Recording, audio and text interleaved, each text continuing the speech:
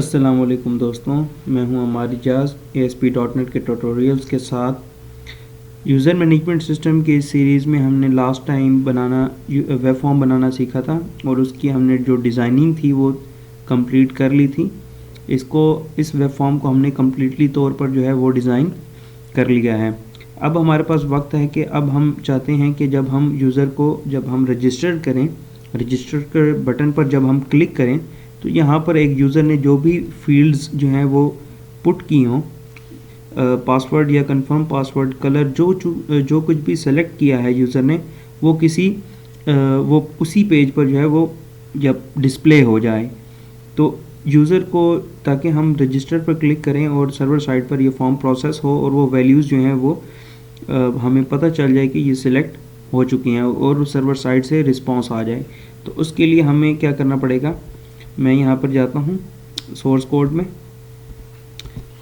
Code में सबसे पहले हम जाएंगे अपने जो जितने भी कंट्रोल्स थे, जैसे कि टेक्स्ट बॉक्स कंट्रोल था नेम के लिए, तो हमें उनकी आईडीज़ को जो है प्रॉपर नाम देना है, ताकि जब हम उनको सर्वर साइड पर यानी कि ASPX.CS फाइल में, जो कि यहाँ आप देख सकते हैं registration.aspx.cs फाइल में जब हमने इसको रिसीव करना है तो हमें किसी मीनिंगफुल नेम के साथ जो है वो रिसीव हो।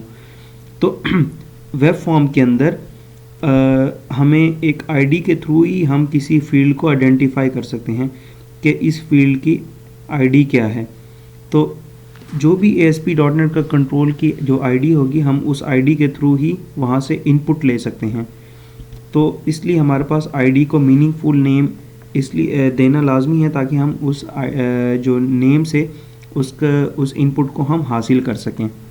तो यहाँ पर हम मीनिंगफुल नेम दे देते हैं, as, email address, city,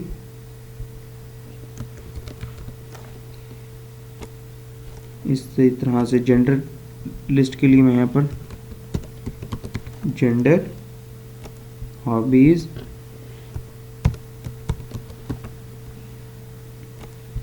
colour, password, confirm password,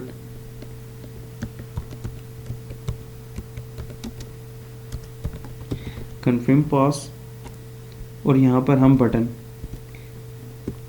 अब यहाँ पर हमारे पास जो है हम चाहते हैं कि बटन जब क्लिक हो तो इस बटन के अगेंस्ट कोई फंक्शन कॉल हो, सर्वर साइड पर कोई फंक्शन कॉल हो। तो अगर आप यहाँ पर इस वक्त देखें registration.aspx के अंदर, इसको मैं जूम कर देता हूँ, इस वक्त रजिस्ट्रेशन क्लास है हमारे पास। तो इसके अंदर हमारे पास सिर्फ एक इवेंट है, पेज लोड का इवेंट है। तो पेज लोड के इवेंट के अलावा और कुछ भी मौजूद नहीं है, और जबकि हमारा जो फॉर्म है वो इसी फाइल के ऊपर जो है वो प्रोसेस होगा।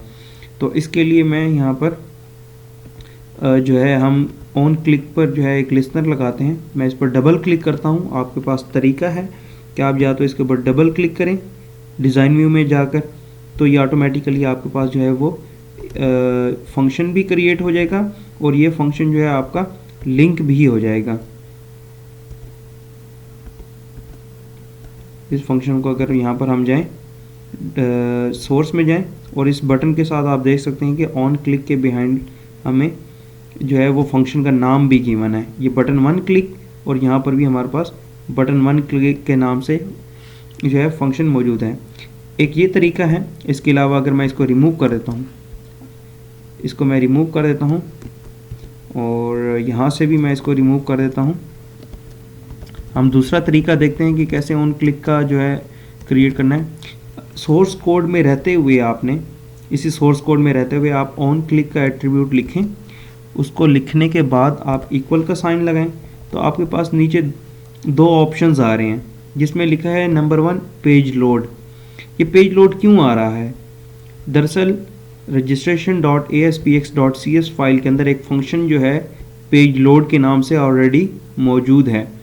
तो यहाँ पर ऑन क्लिक में अगर जैसे मैंने क्लिक लगाया, ऑन क्लिक पे हमारे पास पेज लोड का फंक्शन जो है वो पहले से बना हुआ है तो वो लिस्ट में आ रहा है, या फिर हम चाहते हैं कि क्रिएट न्यू इवेंट, क्या हम अपना खुद से एक नया फंक्शन बनाना चाहते हैं, तो उसके लिए मैं यहाँ पर इंटर करूँगा तो बटन 1 क्लिक का इस फाइल के अंदर दोबारा से जो है वो फंक्शन क्रिएट हो चुका है।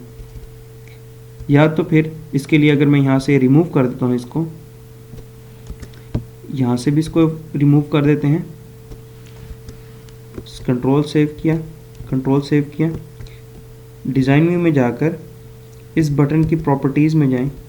प्रॉपर्टीज़ में जाने के बाद यहाँ पर इवेंट्स के ऊपर ऑप्शन आ रहा है, तो इस पर क्लिक करेंगे तो यहाँ पर हमारे पास ये क्लिक का लिखा हुआ है, एक्शन क्लिक।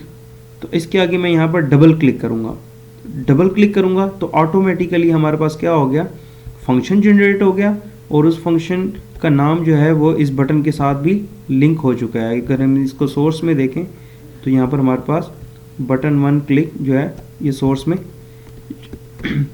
बाइंड हो चुका है, ये फंक्शन जो है इस ऑन क्लिक पर कॉल होगा। और इसके अलावा अब हम चाहते हैं कि बटन क्लिक पर वो तमाम आईडीज़ जो हैं वो हमें मिल सकें, तो जैसे कि नेम है, नेम डॉट टेक्स्ट, तो नेम आईडी है और टेक्स्ट जो है वो उसकी टेक्स्ट वैल्यू होगी जो इनपुट से आएगी। तो मैं उसको डिस्प्ले करता हूँ। डिस्प्ले करने के लिए हम क्या करेंगे, रिस्पॉन्स डॉट राइट। ये रिस्पॉन्स क्या है, ये एक ऐसा ऑब्जेक्ट है जो रिस्पॉन्स के साथ जो है जो भी डाटा हो, आपने रिस्पॉन्स करना हो, देना हो, यूज़र को सेंड करना हो, तो हम रिस्पॉन्स के ऑब्जेक्ट के साथ राइट का फंक्शन कॉल करते हैं और जो कुछ भी हमने सेंड करना होता है क्लाइंट साइड पर, ब्राउज़र पर जो कुछ सेंड करना होता है वो हम राइट के अंदर वो डालते हैं, वो वहाँ पर उस फंक्शन को पास करते हैं, पैरामीटर के तौर पर पास करते हैं और वो वहाँ पर डिस्प्ले कर देता है। तो जैसे कि यहाँ पर मैंने नाम दिखाया, अब मैं इसका ब्रेक लगा देता हूँ,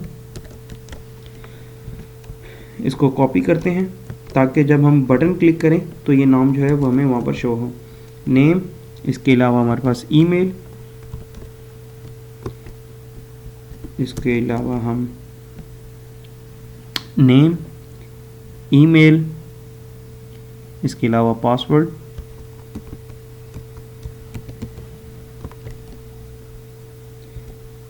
अगर हम इसको दोबारा से व्यू इन ब्राउज़र करें तो नेम है हमारी जाज, एज 23, ईमेल m.marjaz पहले से लिखा हुआ है, पासवर्ड 1 2 3 4 5 6, रजिस्टर करेंगे तो यहाँ पर आप देख सकते हैं कि हमारे पास रिस्पांस में आ चुका है। सबसे पहले वो वैल्यू जो आपने सेलेक्ट की थी, ईमेल और पासवर्ड। इसी तरह जो है आप अगर एज को भी गेट करेंगे तो एज के लिए आपको क्या करना पड़ेगा, राइट क्लिक करें, यहाँ से आप व्यू कोड में जाएं, व्यू कोड में जाएंगे तो उसी पोजीशन पर आ जाएंगे। इसको कॉपी करेंगे, यहाँ पर पेस्ट किया और यहाँ पर एज लिख देंगे। इस तरह से हमारे पास क्या हो जाएगा, रिस्पॉन्स हो जाएगा। अगर आप चाहते हैं फ़ीमेल और मेल, उसकी वैल्यू कैसे गेट करनी है कि यहाँ पर हम मेल और फीमेल जो दो हैं, ड्रॉप डाउन की वैल्यू कैसे गेट करनी है कि हमारे पास मल्टीपल सिलेक्शन है और हमने यहाँ पर हॉबीज़ हैं, हॉबीज़ मल्टीपल सिलेक्शन है, तो इनकी वैल्यूज़ कैसे गेट करनी है यहाँ से, तो ये नेक्स्ट सेशन में हम देखेंगे इनकी वैल्यूज़ को कैसे गेट किया जाएगा। तो अभी के लिए इतना ही, मिलते हैं नेक्स्ट सेशन में। खुदा हाफिज़।